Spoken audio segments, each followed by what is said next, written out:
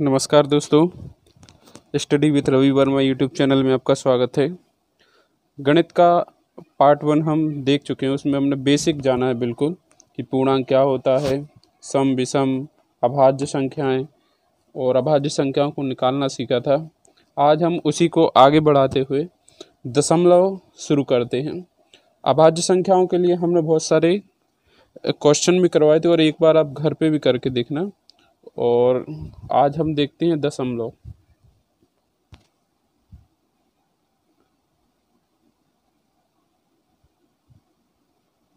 दशमलव दशमलव हमने बताया था आपको कि ये दो प्रकार से पढ़ना हमें। एक तो शांत दशमलव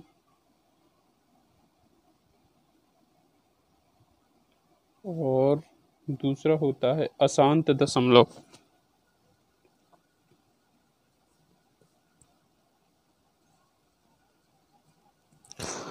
शांत दशमलव क्या होता है और अशांत दशमलव क्या होता है? तो शांत दशमलव का मतलब होता है, जैसे उदाहरण के लिए हम कोई भी एक संख्या लिखें। जैसे मान के चले हमने लिखा 25/5, या फिर ये तो पूरा कट जाएगा तो दशमलव बन जाएगा, और एक 3/8। जैसे इसको लिया एग्जाम्पल में। अब हम इसका भाग लगाएंगे तो भाग नहीं जाएगा, तो जीरो लगाया दशमलव, तो यहाँ पर बढ़ जाएगा एक जीरो। तो अब 8 का भाग जाएगा, 8 एकम 8, 8 दूनी 16, 8 तिरी 24, बचेंगे 6, फिर लगाएगा जीरो। अब 8 छूँ 48, 8 साती 56, फिर बचेगा 4, फिर हो 4 तो जीरो, तो 8 पंचे 40। यहाँ पर हमने कोई भी संख्या एक भिन्न ली 3/8, और 3/8 को जब हमने भाग दिया तो एक निश्चित समय बाद वो संतुष्ट हो गई, यानी कि शेषफल जीरो बचा एक निश्चित समय बाद। इसका जो आंसर आया 3.375। तो एक निश्चित समय बाद अगर शेषफल जीरो आता है, कुछ नहीं बचता, तो ये इस प्रकार का दशमलव कहलाता है शांत दशमलव, यानी कि ये अब शांत हो गया, इसमें कुछ नहीं बचा, इसलिए इसे बोलते हैं शांत दशमलव। और भी कई, जैसे 12/15 करते तो भाग नहीं जाता, भाग नमस्ते शून्य, 12 पंचे 60, 12 छूँ 72, 12 सत्ते 84, सॉरी 15 का पढ़ना है, तो 15 का पढ़ेंगे तो 15 छक्के 90, 15 सत्ते 5, 15 अट्ठे 112। तो मतलब कि ये भी शांत है, क्योंकि एक बार भाग जाने के बाद शेष जीरो बचा। तो ऐसी भिन्न जिसमें हम भाग दें और वो एक निश्चित समय बाद शेषफल जीरो बचे, वो कहलाती हैं शांत दशमलव। अशांत दशमलव क्या होता है? जैसे एक हम और एग्जाम्पल लेते हैं, 5/6 लिया और 1√2, ठीक है, 2। जब आप इसमें भाग लगाएंगे तो जीरो आएगा सबसे पहले, क्योंकि 5 में तो जाएगा नहीं, 6 बड़ा है तो जीरो बढ़ा दिया, यहाँ दशमलव लगा के यहाँ एक जीरो बढ़ गया, तो अभी हो गया 50। तो अब आप भाग देंगे तो 8 छूँ 48, बचेगा 2। अब फिर जीरो बढ़ गया तो 6 तिरी 18, फिर 2, फिर 6 तिरी 18, फिर 2, फिर 6 तिरी 18, ऐसे करते जाएंगे आप। तो यहाँ पर आप देख रहे हैं कि एक समय बाद 3 बार बार रिपीट हो रहा है। क्या हो रहा है? रिपीट हो रहा है। तो ये जो होता है वो अशांत है और आवृत्ति हो रही। तो इसे हम दो प्रकार से बांट, एक के आपने देखा कि एक तो आ गया, लेकिन उसके बाद आवृत्ति होने लगी, लगातार 3 बार बार आ रहा है, तो ये हो गया अशांत, क्योंकि एक तो शांत नहीं हो रहा, इसमें हमें कोई निश्चित शेषफल जीरो नहीं मिलेगा। उसके अलावा ये आवृत्ति बार बार हो रही है, तो ये जो श्रेणी होगी ये होगी अशांत आवृत्ति की। तो अशांत आवृत्ति, अशांत आवृत्ति का एग्जाम्पल क्या है? ये 5/6। एक होगा अशांत अनावृत्ति।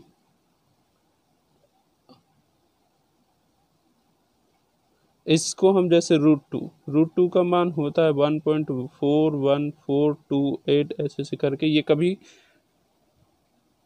मतलब आपको इसमें कोई भी चीज़ रिपीट नहीं दिखाई देगी, आवृत्ति नहीं होगी बार। जैसे 4 के बाद 1, 4 के बाद फिर 2 आ गया, फिर 8, ऐसे तो ये रिपीट नहीं होगा, ऐसे √3। ये जो है शांत दशमलव और अशांत आवृत्ति, ये होते हैं परिमेय संख्याएं। ये क्या होती हैं? परिमेय संख्याएं। शांत दशमलव और अशांत आवृत्ति ये होती हैं परिमेय संख्याएं, ये होती हैं अपरिमेय संख्या। तो परिमेय संख्या की एक परिभाषा लिख दे रहे हैं, वह भिन्न जिसे हम P/Q के रूप में बदल सकें। किसके रूप में? P/Q के रूप में। लेकिन Q बराबर कभी भी 0 नहीं होना चाहिए। Q बराबर क्या नहीं होना चाहिए? 0। अब यहाँ पर Q बराबर कोई भी पूर्णांक हो सकता है सिवाय किसके? 0 के। ऐसे P भी कोई भी पूर्णांक हो सकता है, इसमें तो 0 हो सकता है, मतलब P बराबर आप 0, 1, 2 ऐसे करके अनंत लिख सकते हैं। लेकिन Q बराबर आपको 0 नहीं रखना है, ये 1 से शुरू करना है। किससे शुरू करना है? 1 से। अब उदाहरण की बात करें कि परिमेय के उदाहरण कौन कौन से हैं, तो आप जितनी भी अभी संख्या है, चाहे प्राकृतिक हो, पूर्ण संख्या हो, सम हो, विषम हो, अभाज्य हो, भाज्य हो, ये सारी की सारी परिमेय संख्या होती हैं। 2, 3, 2/5, ऋण भी लगा हो, ऋण 3/5, कोई भी, ये सब क्या है? परिमेय संख्या। आवृत्ति वाली अभी हमने बताया, जैसे ये आपकी 3/8 है, 12/15 है, ये सारी की सारी जो हैं वो परिमेय संख्या होती। लेकिन अपरिमेय की बात करें तो इसमें हम √2, √3 ये चीज़ें हम मान सकते हैं कि ये परिमेय। एक और चीज़ पाई जो होता है आपका, ये भी अपरिमेय होता है। पाई जो होता है वो अपरिमेय होता है। अब कुछ लोग कहते हैं कि पाई का मान तो 22/7 होता है, तो ये कैसे, जबकि ये तो परिमेय है। हमने बोला कोई भी भिन्न परिमेय संख्या हो सकती है, 22/7 एक परिमेय है, लेकिन पाई अपरिमेय क्यों? तो इसका मतलब ये है कि जो पाई है वो इसका एक्चुअल मान नहीं है, ये लगभग मान है। पाई का एक्चुअल मान नहीं है, ये क्या है? लगभग मान। तो ये तो परिमेय है, लेकिन जो पाई है वो अपरिमेय है, क्योंकि पाई का ये लगभग मान है, पूर्ण मान नहीं है। ये कैसा है? लगभग मान है। तो परिमेय संख्या कोई भी भिन्न हो सकती है, चाहे 2 हो, 3। अब इसमें कैसे हम इसके बटे में 1 लिखेंगे तो कोई अंतर नहीं पड़ेगा, 3 के बटे में 1 लिखेंगे तो कोई अंतर नहीं पड़ेगा, 0/1 लिखेंगे तो कोई अंतर नहीं पड़ेगा। तो ये सब क्या है? परिमेय संख्याएं। अब परिमेय संख्याओं को हम जैसे कभी कभी आ जाता है कि 0.25, ये क्या परिमेय संख्या है? इसको हम दशमलव हटाएंगे तो 25 कितना आएगा? 100। और जब इसको डिवाइड करेंगे तो 25 से कम 25, 25 चौके 100, तो 1/4 भिन्न P/Q के रूप में बदल गया। तो ये भी कैसी है? परिमेय संख्या है। और भी कई ले सकते हैं, जैसे ये ऊपर वाली 375, 0.375। अब जब इसका हम दशमलव हटाएंगे तो 375, नीचे आएंगे 3 शून्य। अब जब इसको डिवाइड करेंगे हम तो एक भिन्न और प्राप्त होगी 25 से। देखो 25 चौके ये 40, और 25 से कम 25, बचेंगे कितना? 12, तो 25 पंचे 125। तो ये आपकी 15/40, 5 से भी और डिवाइड हो जाएगी, 5 तिया 15, 5 अट्ठे 40, मतलब कि 3/8। तो ये भी एक परिमेय संख्या है। आइए इसके आगे।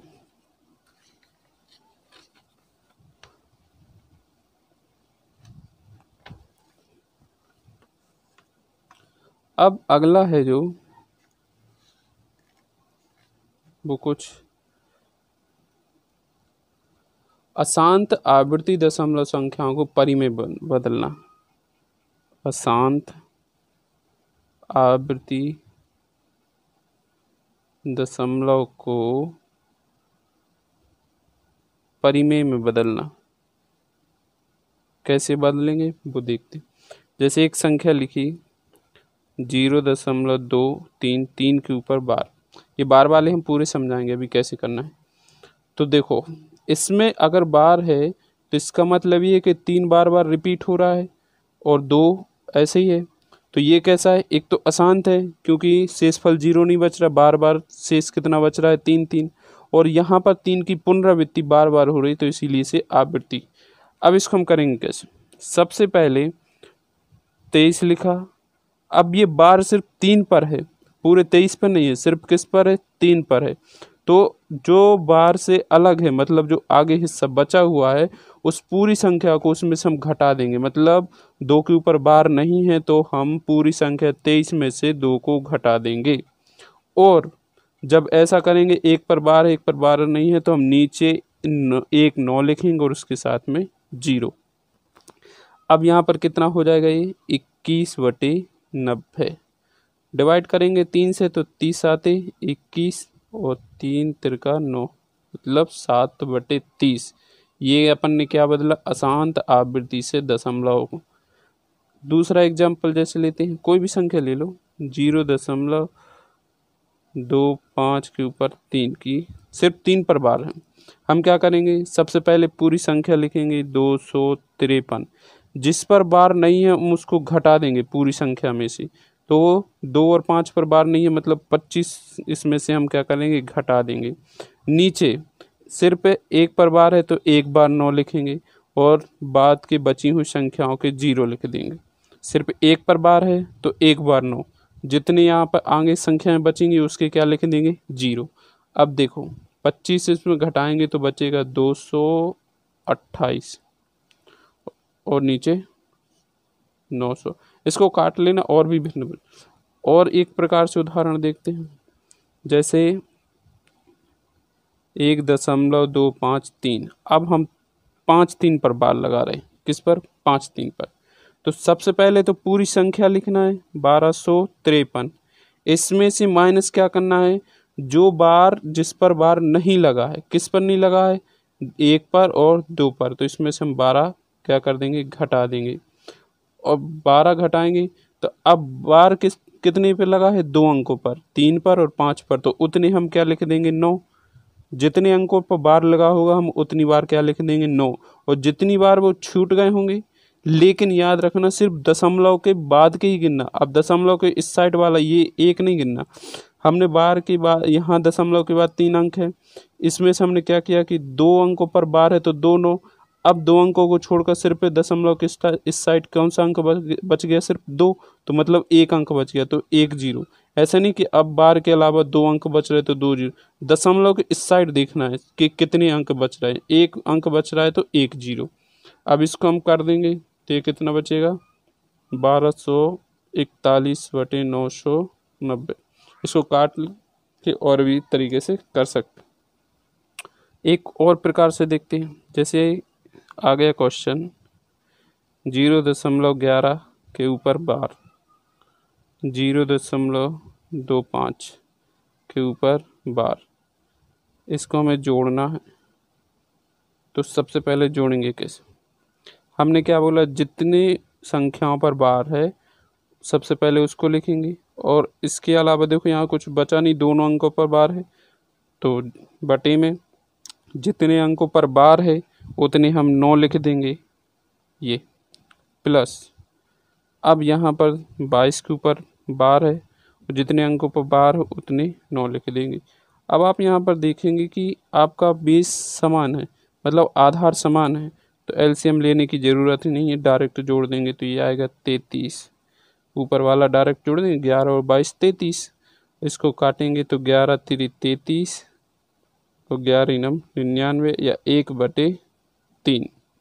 तो आपका आंसर क्या आएगा, 1/3। एक और देख लेते हैं इसी प्रकार का, जैसे 0.533 के ऊपर बार डिवाइड करना है 0.17 और 7 के ऊपर बार। अब हम कैसे करेंगे, सबसे पहले ये देखिए कि बार किस पर लगा है, 3 पर, सिर्फ 1 अंक पर, तो 53 में से माइनस करना पड़ेगा जिस पे बार नहीं लगी, किस पर, 5 बटे में जिस पर बार, जितने अंक पर बार लगी हो उतने अंक या उतने 9 लिखते हैं, उसके बाद जो ए बच जाता है उतने जीरो। तो ये डिवाइड किससे करना है इसे 17 को, 17 माइनस 1/9 जीरो। अब जब हम इसको करेंगे तो 53 में से 5 जाएगा तो कितना बचेगा 48/90। डिवाइड करेंगे 17 में से 1 जाएगा तो 16/90। भाग को हमेशा याद रखो, जब भी ऐसा बटे में आ जाए तो इसको पलट लिया करो। तो 48/90 को जब हम गुणा में बदलेंगे तो ये वाली संख्या पलट जाएगी, 90 ऊपर पहुंच जाएगा, 16 नीचे। 16 × 48 और 90 से 90 कैंसल, तो आपका आंसर आएगा 3। क्या आएगा 3। ये है दशमलव से हमने भिन्न में बदला। और भी कुछ देखते हैं। अब थोड़ा सा लेवल बढ़ाते हैं, हम कुछ थोड़ी सी प्रैक्टिस कर लेते हैं इनको कैसे। जैसे अगर आपको कहीं पर लिखा है 0.35 के ऊपर बार, तो हम क्या करेंगे, इसको सबसे पहले तो दोनों के ऊपर बार है तो यहाँ पर 35 और जितने अंकों पर बार है उतने बटे में 9 लिख लेंगे। तो 35 के ऊपर बार था और 2 अंकों पर बार था तो नीचे 2 9।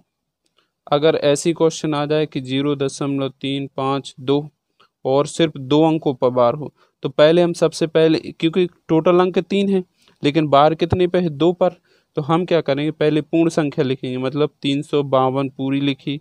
इसमें से कौन सी चीज घटा देंगे जिस पर बार नहीं लगी है, कितनी पर नहीं लगी है, सिर्फ 3 पर, बटे में जितने अंकों पर बार हो उतने 9 लिखना है और जितने दशमलव के पहले छूट जाए तो उतना सिर्फ 0। अब देखो दशमलव के बाद सिर्फ एक अंक छूटा है जो जिस पर बार नहीं है, तो इसको जब हम करेंगे तो 349/990। इसको आप डिवाइड भी कर सकते हैं लेकिन हम सिर्फ आपको 9 और 0 लेने के लिए बता रहे हैं। अब जैसे एक 0.36 गुणा 0.45। अब देखो यहाँ सिर्फ 6 पर बार है, यहाँ पूरे 45 पर, तो हम क्या करेंगे, इस 36 में से पहले इस 3 को घटाएंगे क्योंकि इस 3 पर बार नहीं है इसलिए, बटे में सिर्फ एक अंक पर बार है तो एक बार 9 और एक बार 0। ऐसे ही 45 पे पूरे पे बार है तो हम पूरा लिख लेंगे 99, दोनों अंकों पर बार।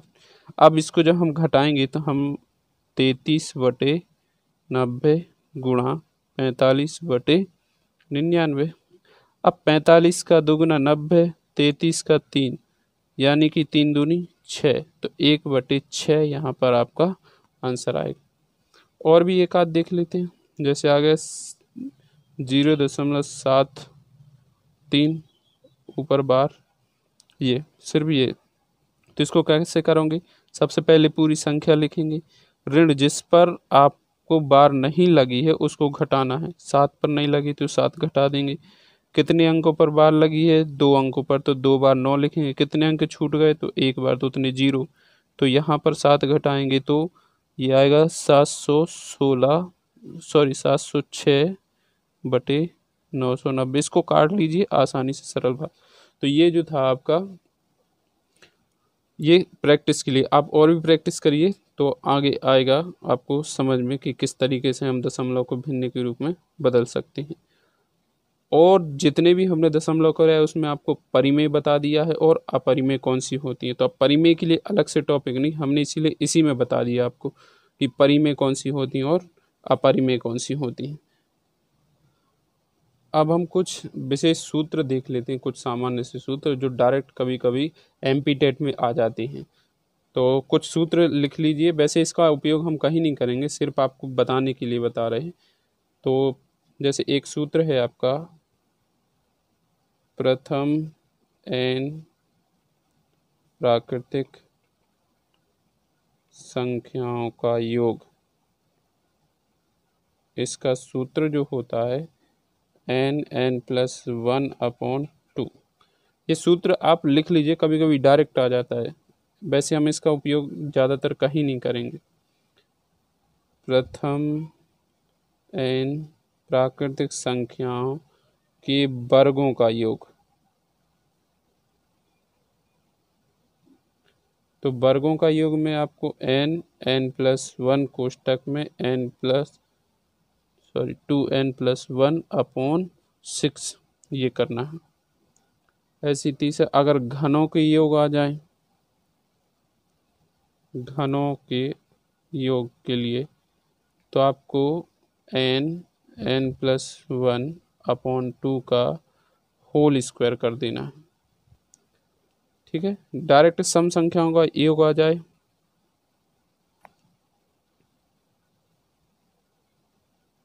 सम संख्याओं का योग, तो आपको कुछ नहीं करना है, सिर्फ n² कर देना है या n+1 कर देना है।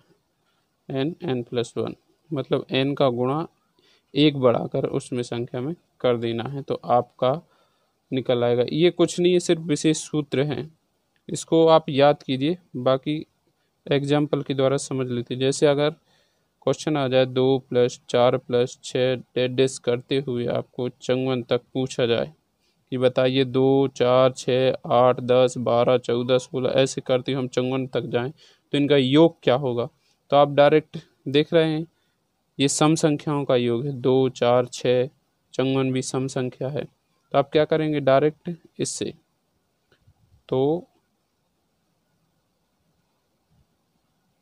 2 से लेकर आपको सबसे पहले तो ये पद देखना है, ये कितना है 54, लेकिन आप जब संख्याएं गिनेंगे n व पद देखेंगे तो 54 नहीं होगा, 2 और 4, तो यहाँ पर सिर्फ 2 हुई, मतलब आप समझ रहे कि 2 4 6, यहाँ संख्याएं तो 3 हुई लेकिन अंक कौन सा आ गया, छठवा।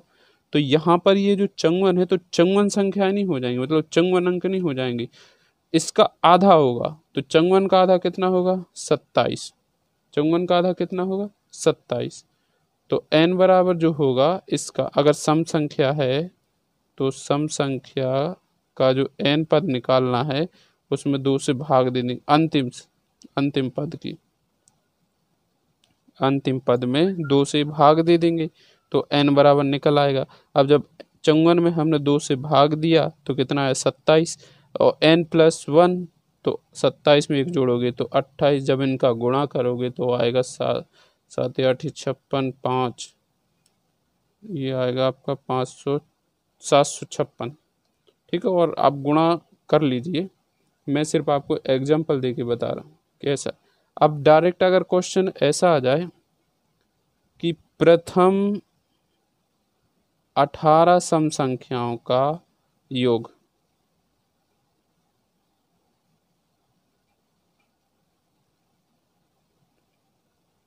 प्रथम 18 सम संख्याओं का योग। अब प्रथम का मतलब होता है 2 से स्टार्ट करो, 2 4 6 8 10 ऐसे करते करते हुए आपको ये 18 होने चाहिए। तो अब ये कितनी हुई, 1 2 3 4 5 ऐसे करते हुए आपको कहाँ तक जाना है, 18 तक। तो जब आपको प्रथम 18 देखो तो आपने यहाँ पर क्या किया था, आपको लास्ट अंतिम पद दिया था तो आपने क्या किया था, उसमें 2 से भाग दे दिया था, तो वो संख्याएं निकल आई थी कि हाँ 27 कुल संख्याएं होंगी, लेकिन अंक के टोटल कितना हो रहा था 54। ऐसे ही अब यहाँ पर ये दे दिया आपको डायरेक्ट कि n पद जो है वो 18वां है। अगर संख्या तक जाएंगे तो हम यहाँ पर 2 से भाग कर रहे थे, यहाँ पर 2 से गुणा कर देंगे तो 18 दूनी कितना हो जाएगा, 36। अब जब यहाँ से आप काउंट करेंगे तो आप देखना कि प्रथम 18 संख्या हो जाएंगी। कैसे, ये देखिए 2 4 6 8 10, तो 1 2 3 4 5, इसके बाद में 12 आएगा, 14 आएगा, 16 आएगा, 18 आएगा, 20 आएगा, 22 आएगा, ऐसे करते हुए जाएंगे तो आप देखेंगे कि 18 हो जाएगा, और अंतिम पद जो आएगा वो कितना आएगा, 36 संख्या, और अंक देखेंगे तो कितने आएंगे, 18। तो इसको भी हम वैसे कर लेते हैं। तो इसमें तो कुछ करना ही है, इसमें हमने यहाँ पर आपको दिया नहीं था तो हमने इसको 2 से भाग करके निकाला था। अब यहाँ पर डायरेक्ट दिया है तो कुछ नहीं करना, 18 गुणा 1 बढ़ा के 19 कर दीजिए, तो ये आपका आंसर आ जाएगा 342। तो ये हमने सिर्फ समझाने के लिए किया। यहाँ पर आपको संख्या दी थी, ये n व पद हमने कैसे निकाला था, इसमें 2 से भाग देके, क्योंकि ये सम संख्या थी। ऐसे ही आपको यहाँ पर डायरेक्ट n व पद दिया था तो आपने क्या किया, n गुणा n+1 और डायरेक्ट निकाल दिया। इस तरीके से इन सूत्रों का उपयोग करना है, ज़्यादा कहीं नहीं होता है, इसलिए आपको ध्यान रखना है, सिर्फ इसलिए लिखवा दिया। अब हम दशमलव से बिल्कुल रिलेटेड दशमलव भिन्न वाला टॉपिक, तो आज हम भिन्न वाला शुरू करते हैं कि भिन्न कैसे करेंगे। इस आज बेसिक जानकारी देखेंगे, उसके बाद सही तरीके से। तो भिन्न, भिन्न का मतलब क्या होता है? जिसमें अंश हो और हर, तो अंश बटे हर, अंश बटे हर। अब भिन्न भी दो तीन प्रकार की होती हैं। एक तो उचित भिन्न, उचित भिन्न, या इसी को हम बोलते हैं सम भिन्न। उचित भिन्न क्यों बोलते हैं? इसलिए बोलते हैं कि यदि किसी भिन्न का मान, यदि किसी भिन्न का मान एक से कम हो, एक से कम हो, तो वो उचित भिन्न होती है।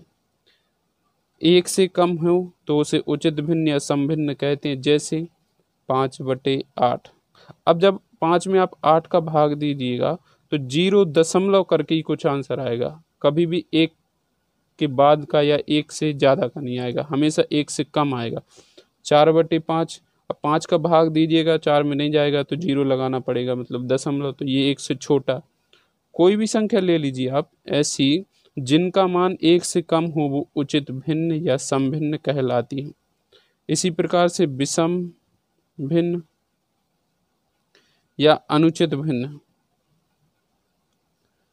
जिसमें भिन्न का मान 1 से ज़्यादा हो, 1 से ज़्यादा हो, 1 से ज़्यादा हो, जैसे 8/5 आ जाए, 5/4 आ जाए, 7/6। अब 5 का 8 में भाग चला जाएगा तो कितनी बार जाएगा? जैसे देखें तो 5 एकम 5, अब बचेगा 3 शेष, अब दशमलव लगाना पड़ेगा तो 6 बार। तो यहाँ पर आंसर 1 से बड़ा आ रहा है, तो ये विषम भिन्न है या अनुचित भिन्न है। यहाँ पर आप जब 5 में 8 का भाग दीजिएगा तो आपको देखेंगे तो भाग नहीं जा रहा, तो भाग नमस्ते 0, और यहाँ पर एक 0 बड़ा है, दशमलव लगाया, तो अब हो गया 50, तो 8 × 48। तो ये 0 मतलब 1 से छोटा है, तो ये उचित भिन्न है, और यहाँ 1 से बड़ा है तो अनुचित भिन्न या विषम भिन्न। एक चीज और, इसमें हमेशा हमेशा जो आपका हर है वो अंश से बड़ा होता है, अंश से बड़ा होता है। देख लो, अंश ऊपर है 5 और 8, तो 5 से 8 बड़ा है, तो अंश 5 है और हर 8 है, तो 8 5 से बड़ा है, यानी कि हमेशा हर जो है वो अंश से क्या होगा? बड़ा होगा। इसमें अंश हर से बड़ा होगा। ये है अंश ऊपर वाला और नीचे वाला हर। तो आप देख रहे हो कि 8 बड़ा है, 5 छोटा है, तो इसमें जो है अंश हर से बड़ा होगा, इसमें अंश हर से छोटा होगा। ठीक है, या इसको हमने इसी प्रकार से लिख दे, हर जो होगा वो अंश से छोटा होगा। ठीक है, दोनों चीज एक ही लिखी थी, लेकिन आपको कंफ्यूजन ना हो इसलिए हमने इसको काट के इसको लिख दिया। अब सबसे पहले एक हो गई उचित भिन्न, फिर अनुचित भिन्न, एक और होती है उसे बोलते हैं मिश्रित भिन्न। मिश्रित भिन्न आप देखिए कैसे होती है। आपने कभी कभी देखा होगा कि 1 सही 3/5, 2 सही 5/7, इस टाइप की कुछ लिखी होंगी। तो यहाँ पर ये एक भी साथ में है और भिन्न भी, एक पूर्णांक है और एक भिन्न है। मतलब ये कि एक क्या है? पूर्ण, और उसके बाद में ये 3/5 भिन्न, तो एक पूर्णांक है और एक भिन्न, तो इसे बोलते हैं हमें मिश्रित भिन्न। इसमें आप एक देखेंगे, ये क्या है? प्राकृतिक संख्या, क्या है? प्राकृतिक संख्या, और ये एक क्या है? भिन्न। भिन्न कैसी है? देखो 3/5, यहाँ अंश हर से क्या है? छोटा है। क्या है? अंश हर से छोटा है, तो ये जो होगी वो उचित भिन्न भी होगी। ऐसे याद कर लेंगे उचित भिन्न, या एक का मान भिन्न का एक जो मान है वो एक से कम होगा। ठीक है, तो ये थी मिश्रित भिन्न। अब हम डायरेक्ट भिन्नों की तुलना करना सीखते हैं। ये बेसिक जानकारी है जो एमपी टेट के हिसाब से, लेकिन आप इसको सीखेगा तो आगे के क्वेश्चन और सरल हो जाएंगे। तो अब हम डायरेक्ट क्वेश्चनों पे आते हैं जो एमपी पुलिस के लिए बहुत ही महत्वपूर्ण है। एमपी जो पुलिस है उसके लिए महत्वपूर्ण, यहाँ से क्वेश्चन आते हैं। सबसे पहला है कि भिन्नों की तुलना करना। भिन्नों की तुलना करना कैसे करना है मैं ट्रिक भी बताऊंगा और बड़ा भी तरीका भी बताऊंगा, तो आप दोनों चीज़ें देखते रहिए। पहला क्वेश्चन जैसे मान के चलो हमने लिखा 3/5, 2/3, 1/4 और 5/8, ये कुछ भिन्न लिखी और हमने पूछा इनमें सबसे बड़ी भिन्न बताइए। सबसे बड़ी भिन्न बताइए। अब आप क्या करेंगे, या तो आप इसमें से भाग देकर देखिए, तो हम आपको दोनों तरीके बता रहे हैं कि कैसे कैसे करना है और शॉर्ट तरीका भी बता रहे हैं। तो हम आप इसमें 3 तरीके बताएंगे और जो आपको अच्छा लगे वो, और मैं जिससे करता हूँ वो। तो सबसे पहला जो मेथड है वो देखिए दशमलव वाला, इसमें 1 0 बढ़ा देंगे सब में, तो ऊपर हो जाएगा 30/5, 20/3, 10/4, 50/8। ये सब में बढ़ा दिया तो अब सबका आंसर 0 दशमलव में आएगा। तो 5 छक्का 30, 0 दशमलव में आएगा, तो 3 6 18। अब देखो ये दो बराबर हो गए तो हम 2 अंकों तक भाग देंगे, तो यहाँ तो 0 आएगा क्योंकि ये संतुष्ट हो गई थी। फिर 2 तो 6 बार जाएगा। अब इसका भाग देंगे तो 0.25 तक जाएगा। इसका भाग देंगे तो 0.8 6 48 बचेगा 2, 8 दूनी 16 बचेगा 4, 8 पंचे 40। अब ये देखिए, अब आप एक तो ये तरीका है। अब आप इसमें देखेंगे सबसे बड़ी कौन सी है, तो आप देखिएगा कि सबसे बड़ी कौन सी। इसमें आप बार बार भाग देंगे तो ये थोड़ी दिक्कत होगी। तो अब हम इसको शॉर्ट तरीके से दिखाएं। आपको करना क्या है, सबसे पहले इन दोनों का अंतर, 3 और 5 में कितने का अंतर, 2 का। इसमें कितने का अंतर, 1 का। इसमें कितने का अंतर, 3 का। 5 और 8 में अंतर 3 का। ठीक है ना। 3 और 5 में अंतर 2 का, 2 और 3 में अंतर 1 का, 1 और 4 में अंतर 3 का। सबसे पहले हमने क्या किया, यहाँ पर अंतर निकाला। अब जो अंतर निकाला है हमें सिर्फ उसी से भाग देना है। जो अंतर निकाला है उसी से भाग देना है। तो 2 का भाग जब 3 में दोगे तो 1.5 या 1.5 आएगा 2 का भाग। 1 का भाग 2 में दोगे तो 2 ही आएगा। 3 का भाग जब 1 में दोगे तो 0.33 करके आएगा। अब जब 5 में 3 का भाग दोगे तो 3 एकम 3 बचेगा 2, 3 6 18 फिर बचेगा, तो ये बार बार जाएगा तो सिर्फ 6। अब देखिए, अब आपको बताना है कि सबसे बड़ी संख्या कौन सी है। अब देख रहे थे आप, यहाँ देखो हमने दशमलव में भाग दिया तो ये 6 6 हो रहा था, तो सबसे बड़ी ये थी। और यहाँ पर हमने इससे भाग दे के निकाला तो सबसे बड़ी कौन सी है, 2/3। सबसे बड़ी कौन सी है, 2/3। एक बार और अच्छे से समझिएगा, थोड़ा सा यहाँ लिखते हैं।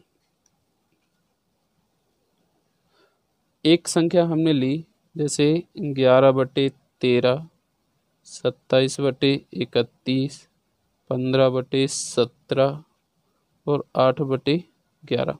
सबसे पहले क्या करना है, हमें इनका अंतर निकालना है। इनका अंतर कितना है, 2। इनका अंतर कितना है, 27 और 31 में 4 का अंतर, 15 और 17 में 2 का अंतर, 8 और 11 में 3 का अंतर।